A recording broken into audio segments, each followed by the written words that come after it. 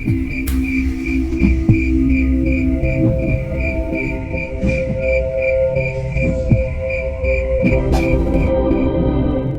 sejak beberapa bulan terakhir, Via jadi sering mengeluh dan menangis tentang apa yang dia rasakan. Rasa gatal yang tidak bisa diutarakan dengan kata-kata membuatnya begitu tersiksa. Beberapa kali aku mendapati dia selalu sholat dan berdoa dengan tangisan, memohon dengan betul pada Allah untuk segera diangkat rasa tidak nyaman ini. Aku sebagai suami jelas merasa tidak tega dengan apa yang dialaminya. Namun aku sendiri juga bingung harus melakukan apa. Jangankan aku yang sedang belajar mengobati, Pak Harjo yang sudah terkenal dapat mengobati orang yang mendapatkan gangguan gaib saja merasa kebingungan. Dan perlu diketahui, intensitas astral atau aktivitas astral juga semakin masif terjadi. Suara ramai di rumah sering terdengar, padahal di malam hari sudah tidak ada aktivitas dari tetangga. Suara orang berlarian di lantai 2 semakin sering terjadi. Suara ledakan pintu terdengar dihantam oleh benda yang besar pun semakin sering terdengar. Hewan melata yang sering orang kira adalah lintah, padahal bukan. Kalau kata bapakku dulu adalah rispoh, hewan melata yang katanya membuat gatal jika terkena. Hewan itu juga mulai bertebaran di sekitaran rumah, bahkan hampir ada di setiap ruangan dengan jumlah yang tidak sedikit. Padahal habitatnya tidak ada di sekitar sini, dan aneh saja bisa-bisanya tersebar di setiap ruangan. Anehnya, dari aktivitas astral yang semakin masif ini, Nenek Lasmi terlihat santai saja, seperti tidak ada bahaya. Entah apa karena tidak ada gangguan secara fisik padaku, makanya beliau santai saja atau bagaimana. Dan setelah kejadian dengan Sinta, aku dengan Nenek Lasmi mulai jarang untuk ngobrol, dan dia sendiri juga sudah mulai jarang memunculkan diri. Untuk Sinta, aku masih sering melihatnya, namun dari kejauhan. Dia tidak mau muncul lagi di rumah ini. Yang ada dia menatap tajam ke arah rumah dengan tatapan marah. Beberapa kali aku mencoba berkomunikasi dengan dia, namun yang ada dia malah pergi begitu saja tanpa membalas. Dan untuk sosok Maduswara sama sekali tidak terlihat, namun auranya masih bisa kurasakan. Dia tidak jauh dari rumahku, dan sudah jelas dia pasti adalah biang dari semakin masifnya aktivitas astral di rumahku ini. Dan perlu kalian tahu, selama gangguan ini, rumah yang aku tinggali serasa begitu panas. Setiap orang masuk ke dalam rumah pasti mengeluhkan hawa yang membuat gerah, walaupun dengan pintu yang sudah terbuka. Hari di mana Pak Harjo ke rumah pun tiba. Aku segera menunggunya di depan teras sambil menikmati teh panas buatan Via, sembari memainkan handphoneku untuk melihat info-info dunia terkini. Tak berselang menunggu waktu lama, akhirnya Pak Harjo sampai juga di depan rumah dengan menggunakan motor PCX putihnya. Sesampainya di gerbang rumahku, tatapan matanya sudah menerjang ke segala arah, menyusuri setiap sudut rumah dari luar. Ekspresi mukanya menunjukkan keseriusan dan menandakan memang ada yang tidak beres dengan rumah ini. Sambil membuka pintu, kulihat kepala Pak Harjo menggeleng, yang biasanya itu tanda dari Pak Harjo kalau ini sudah tidak bisa ditolerir dan harus segera diselesaikan. "Pak, macet buatan tenggalan?" tanyaku menyambut Pak Harjo sambil mengulurkan tangan untuk saling padanya. "Alhamdulillah lancar le. Kowe kok iso omahmu ngasih koyo iki? Pas terakhir aku rene, koyoke ora separah iki. Kok yo kowe ra ngomong karo aku?" ucap Pak Harjo dengan ekspresi kasihan padaku. "Lah pripun Pak? Kulo ngrasane kados biasa mawon soal niku. Namun aneh niku gangguan tambah sering mawon. Terus kulo cuek mawon, wong mboten ganggu dugi mlebet," jawabku. "Kowe pancen kudu sinau luwih jero maneh le. Aku ora maido karo kowe. Sing jelas iki kudu dirampungno wengi iki. Ora iso ditunda meneh. Melas bojomu. Kowe mungkin ora kena ngopo-opo, tapi imbase ning bojomu," kata Pak Harjo menjelaskan. "Lah kok saged Pak? Padahal sing luwih aktif napa sing luwih pekan iku kula. Kok malah imbase teng garwane kula?" Tanyaku padanya. Wes, kuwi tak jelaske mengko wae. Saiki ndi degan karo uyah kasare siapke. Tak dongani, engko rewangi aku nyebar iki nang setiap sudut omah, kata Pak Harjo yang terlihat terburu-buru. Setelah masuk ke dalam rumah, Pak Harjo langsung memintaku untuk menyiapkan degan di musola sembari dia mengambil air wudhu untuk bersiap-siap. Aku membawakan satu buah degan ke dalam musola rumah dan kuletakkan di atas sajadah seperti yang dulu dimintanya. Tak lupa garam kasar yang dimintanya juga sekalian aku siapkan di samping degan yang dimintanya tadi. Selesai mengambil air wudhu, Pak Harjo langsung menuju musola rumah dan mengambil posisi duduk bersila menghadap kiblat. Aku diperintahkannya untuk menunggu di luar, karena ini hanya sekedar memberikan doa saja pada degan ini. Karena aku disuruh untuk menunggu di luar, aku berinisiatif untuk membuatkannya minuman kopi hitam, seperti yang biasa beliau minum saat berada di loji.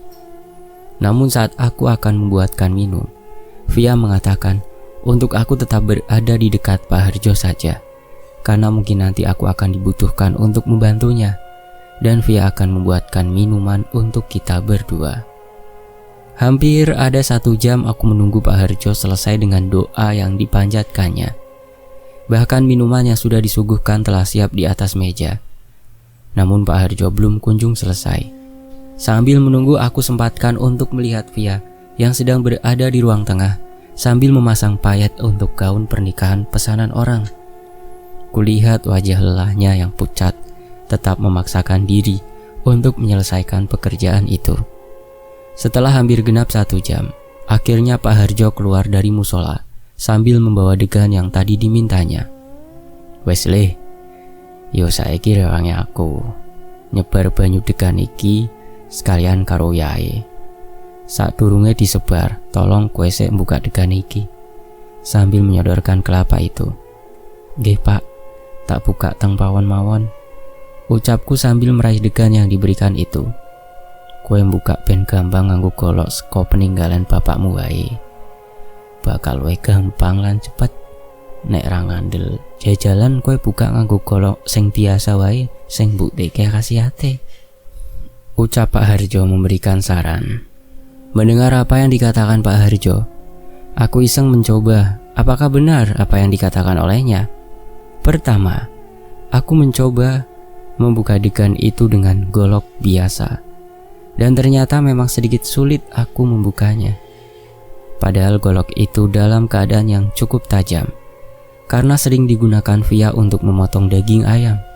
Dan setelah aku coba menggunakan golok peninggalan bapak, saat aku mencoba membukanya, memanglah sangat mudah. Hanya dengan beberapa kali tebasan, degan itu sudah berhasil aku buka.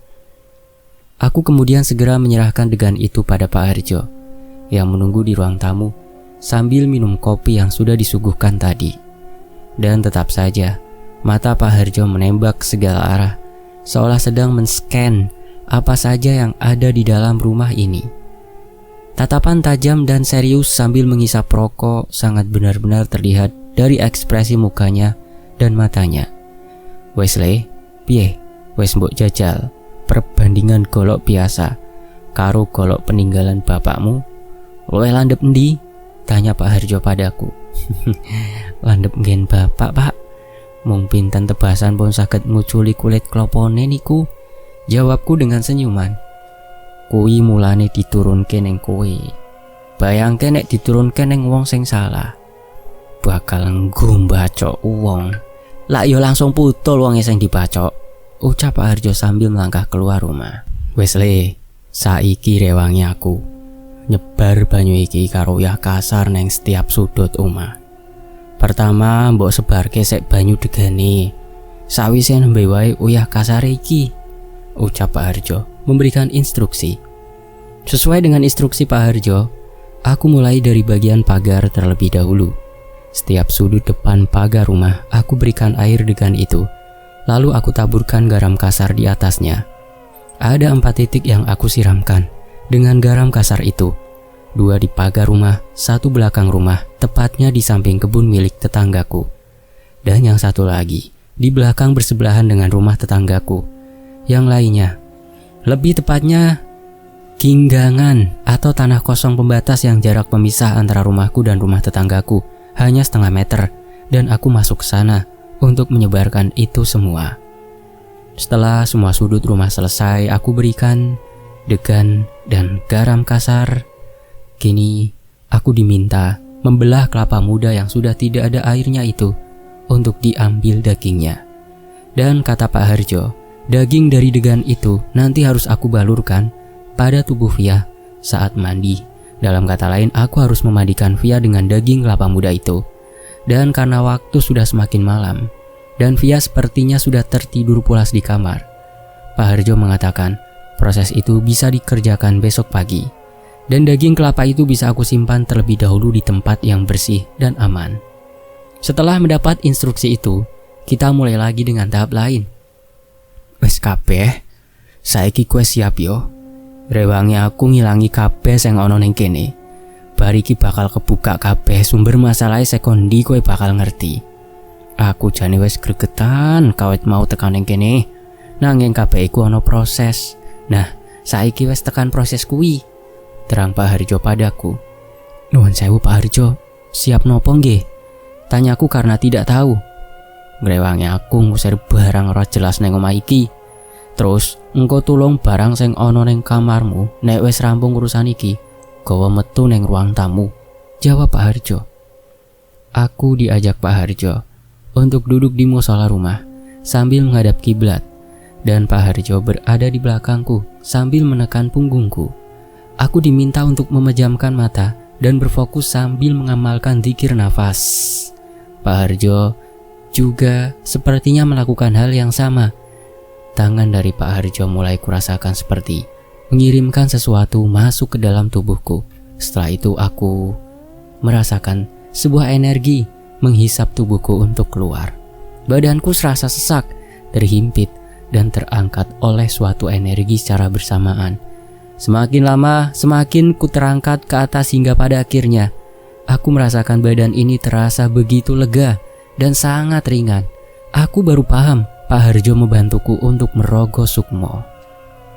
Setelah berhasil merogoh sukmo, Pak Harjo memintaku untuk segera membuka mataku.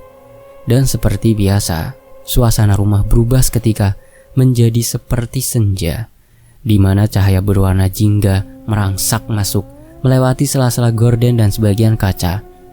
Namun ada yang membuatku sangat terkejut. Kondisi rumah yang aku tempati ini menjadi sangat kotor dan seolah tidak terawat sama sekali, mulai dari dinding yang mulai berjamur dan sebagian titik ditumbuhi lumut yang mulai menyebar. Beberapa akar dari tumbuhan menjalar terlihat merambat di beberapa tembok. Ternit-ternit rumah yang terlihat berlubang ada di beberapa sudut rumah. Lantai yang kotor dan juga menghitam tak mau kalah menghiasi rumah ini. Beberapa hewan menjijikkan merambat mulai dari lantai, dinding dan ternit rumah, mulai dari rispoh, kalajengking, lintah, kelabang, kaki seribu, dan lain-lain. Namun, jika diperhatikan kotornya rumah ini memiliki titik sumber utama, karena terlihat dinding-dinding yang lain ada yang masih sedikit bersih, kemudian mulai kotor, hingga kotor sekali. Dan titik kotor yang semakin banyak itu menuju ke sebuah ruangan yang tak lain adalah kamarku, ya, di mana Via tidur sekarang. Pak Harjo mengajakku untuk bangkit menuju ke kamarku yang terlihat sangat kotor di bagian luarnya. Aku mengikuti apa yang dia tuntun, dan kita pun mulai melangkah menuju ke kamarku. Melihat dari pintu yang sangat kotor ini, aku sempat enggan untuk memegang gagang pintu kamarku karena merasa jijik. Karena adanya cairan seperti lendir yang menutupi gagang pintu itu. Karena aku terlalu lama untuk membuka pintu itu, akhirnya Pak Harjo yang membukakan pintu kamarku itu. Saat pintu kamarku terbuka, aku sama sekali tidak bisa melihat apapun di dalam sana, karena hanya ada ruangan gelap gulita tanpa adanya penerangan sama sekali. Pak Harjo lantas membacakan sesuatu, hingga pada akhirnya ada setitik cahaya dari luar rumah. Kulihat menghampiri kami dan masuk ke ruang kamarku hingga dapat menyinari dalam kamar itu.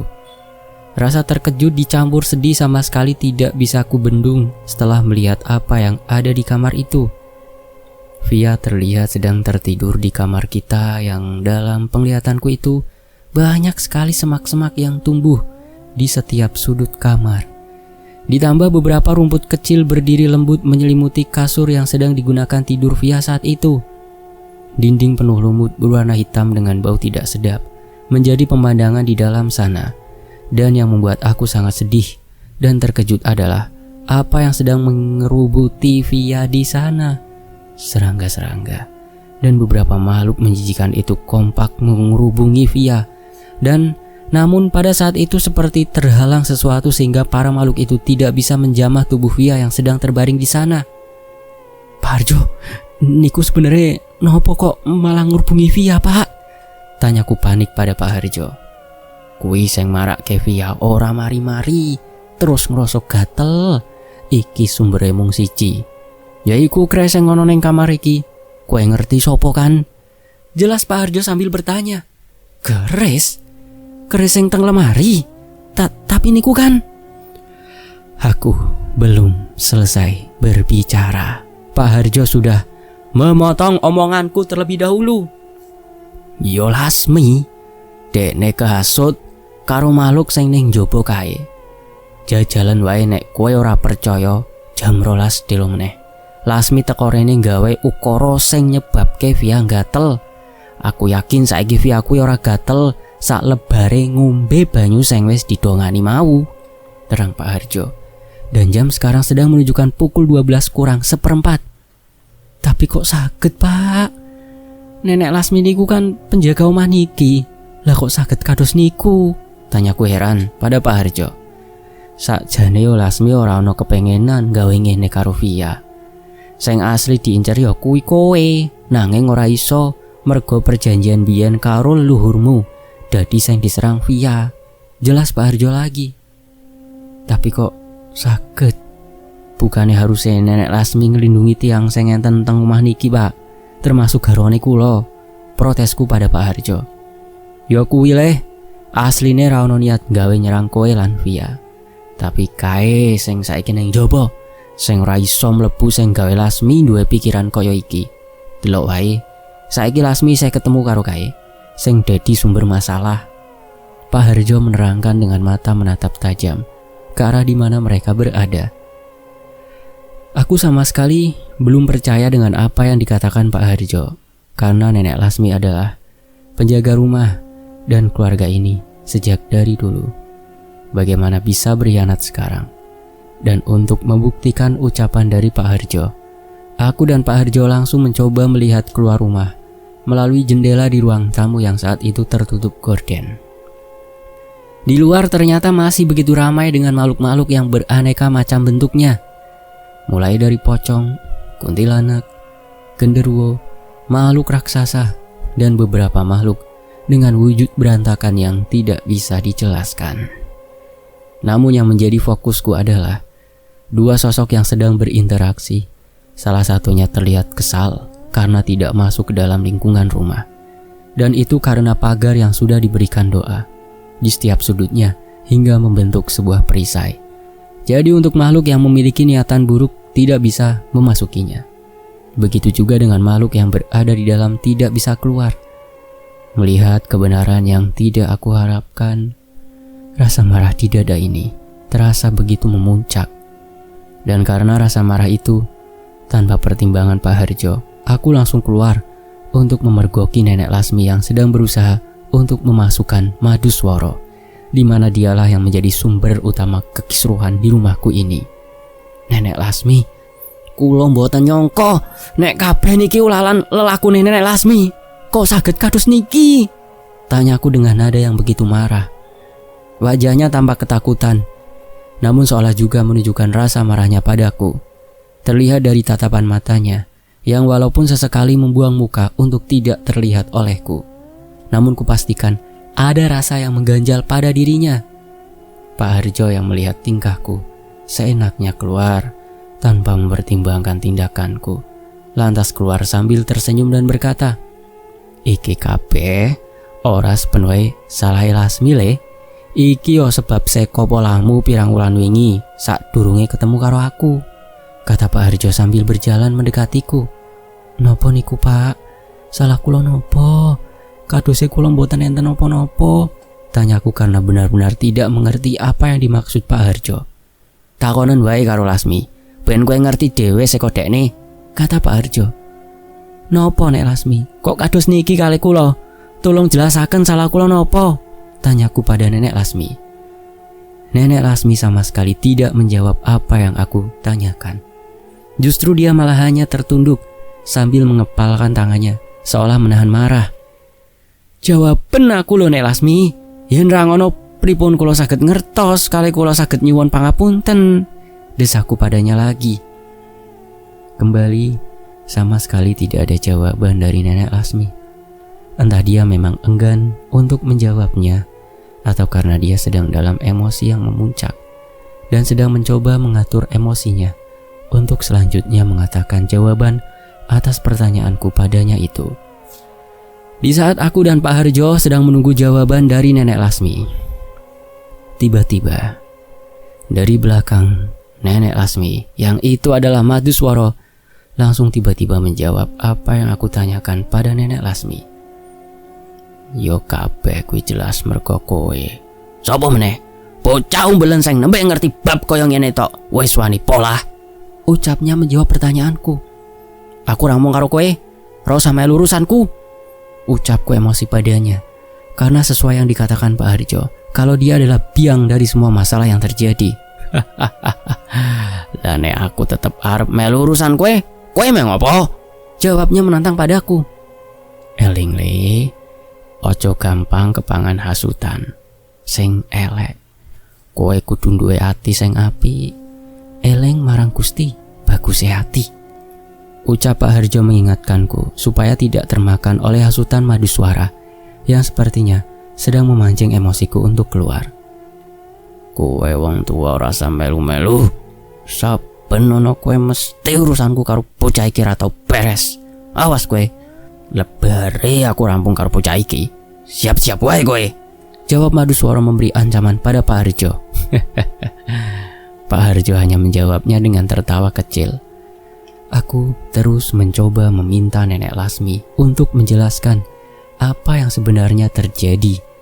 Dan jika memang ini karena ulahku, maka aku memintanya untuk menjelaskan kesalahanku itu ada di mana. Dan aku akan mencoba memperbaiki semua. Jangan karena kesalahanku malah menjadikan Via sebagai penerima konsekuensinya. Itu sama sekali tidak adil baginya. Jika memang ini kesalahanku, aku meminta untuk melakukan hal buruk itu padaku. Namun sama sekali tidak ada jawaban lagi dari Nenek Lasmi. Dia hanya menunjukkan ekspresi marahnya padaku kali ini. Dan setiap pertanyaanku selalu yang menjawab adalah Maduswara. Sebenarnya aku sangat jengkel saat dia yang menjawab semua pertanyaan yang aku lontarkan pada Nenek Lasmi, karena itu bukan haknya untuk menjawab pertanyaan yang tidak ditujukan untuknya. Hingga pada akhirnya, jawaban yang membuatku terpancing emosi, membuatku menjadi menyerang Maduswara secara refleks. Hal itu saat jawaban dari Maduswara mengatakan, aku sengaja nggawe Lasmi melu aku. Mergo aku ngerti kowe bakal mbuang Lasmi. Kowe ngarani Lasmi sing dadi sebab kowe karo bojomu ora duwe keturunan. Kanggo aku, kowe ora pantes duwe pikiran elek karo sing jaga keluargamu. Wes kawe simbah-simbahmu sing biyen. Kowe sengaja pengen ngekon Lasmi minggat to? Dasar bocaran duwe rasa matur nuwun karo sing tuwa.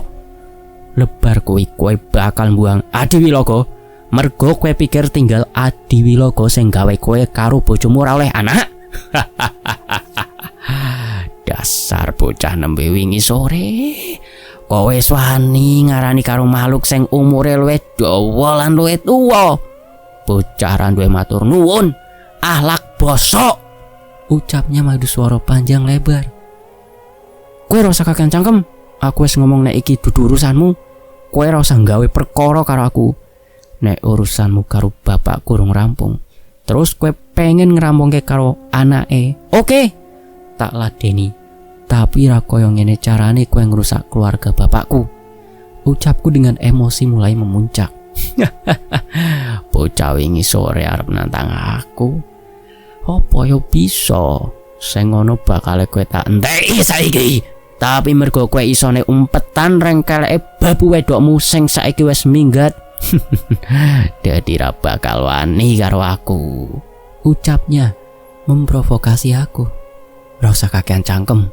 Nek pancen kowe sing mbok karepe aku, ayo taladeni. Aku ra trimo bojoku mbok dadekke bahan balas dendam. Ucapku penuh amarah padanya. Tanpa kusadari, dalam benakku, aku memanggil golok peninggalan bapak dengan menyebutkan nama dari golok itu hingga dia langsung melesat menuju ke tanganku. Namun anehnya, hingga sekarang aku sama sekali lupa dengan nama golok itu dan hanya refleks saja menyebutkan namanya. Setelah golok dari bapak itu berhasil ku genggam, dengan cepat aku melesat menuju ke arah Maduswara dan hendak menyerang dengan sabetan golokku. Le, tenang no pikiranmu. Ojo asal eling makhluk kuwi pancen niat gawe kowe nesu. Teriak Pak Harjo melihatku melesat menuju arah Maduswara. Namun aku sama sekali tidak mendengarkan apa yang dikatakan oleh Pak Harjo. Yang ada aku langsung melesat ke arah Maduswara yang berdiri di belakang Nenek Lasmi. Kulihat wajah Maduswara seolah girang melihatku berhasil terpancing oleh amarah. Nenek Lasmi, minggir! Ampun ngalangi dalane kula. Aku berteriak sambil bersiap menebas Maduswara yang berada di belakang Nenek Lasmi. Dan saat aku melesat menuju ke arah Maduswara, tiba-tiba dia berteriak dan mengatakan, "Deloken Adiwilogo, bocah iki duwe niatan arep mateni Lasmi. Deloken dhewe. Bener ta omonganku mau?" Ucapnya berteriak keras. Aku sama sekali tidak menggubris apa yang dikatakan oleh Maduswara. Aku hanya berfokus untuk segera menebas wujud Maduswara yang benar-benar membuatku jengkel. Semakin dekat aku dengan Nenek Lasmi, aku baru menyadari ada yang berubah darinya. Aura yang dimiliki Nenek Lasmi berbeda dari yang dulu. Auranya kini terlihat begitu marah padaku. Aku yakin ini sebab dari campur tangan Maduswara. Dan saat benar-benar mendekati Maduswara, Nenek Lasmi sama sekali tidak mau untuk menyingkir dan justru seolah dia memasang badan untuk melindungi Maduswara. Dan di saat itu juga tiba-tiba buak, tubuhku dihantam oleh sesuatu yang besar dan keras. Setelah tergeletak, tubuhku merasakan seperti diraih oleh tangan bercakar sehingga membuatku kesulitan untuk bergerak. Dan saat aku mulai membuka mata, ternyata itu adalah sosok Adiwilaga. Dia mencengkeram tubuh sangat kuat. Sempat aku merasa lega karena adanya Adiwilaga yang menurutku dia akan membantuku dalam melawan Maduswara dan menyadarkan Nenek Lasmi. Namun yang terjadi adalah aku merasa cengkeraman dari Adiwilaga ini terasa semakin kencang hingga aku kesulitan untuk mengambil nafas. Dengan keadaan panik, aku meminta tolong pada Pak Harjo yang sedang melihatku. "Pak Harjo, tolong, kula mboten saged ambekan." Ucapku terbata-bata karena kesusahan nafas. Tak kira kowe siap karo konsekuensi nele. Mulane ojo asal mlaku. Dipikirno sik, ucap Pak Harjo santai sambil mengeluarkan cambuk yang bisa dibilang bentuknya aneh dan tidak seperti cambuk yang pernah aku lihat sebelumnya. Kowe uculke tanganmu saka bocah iki. Kowe kabeh ora ngerti kahanan sing sak benere. Rungokno majikanmu iku, kata Pak Harjo sedikit mencoba menyadarkan. Namun apa yang dikatakan Pak Harjo sama sekali tidak digubris oleh Nenek Lasmi dan Adiwilaga. Mereka cuek, dan terutama Adiwilaga yang terus mencengkeramku dengan sangat kuat. Ngeyel yo jebule. Oke, trimonen iki nek ra gelem ngrungokke, ucap Pak Harjo sambil mengayunkan cambuknya. Sebuah cambuk yang terlihat penuh dengan duri dan beberapa bulu. Namun sepertinya itu bukanlah cambuk yang seperti terlihat di dunia nyata. Cambuk itu menyerupai sebuah ekor makhluk yang dipotong. Kemudian potongannya itulah yang digunakan Pak Harjo yang menjadi cambuk. Gimana ya jelasinnya?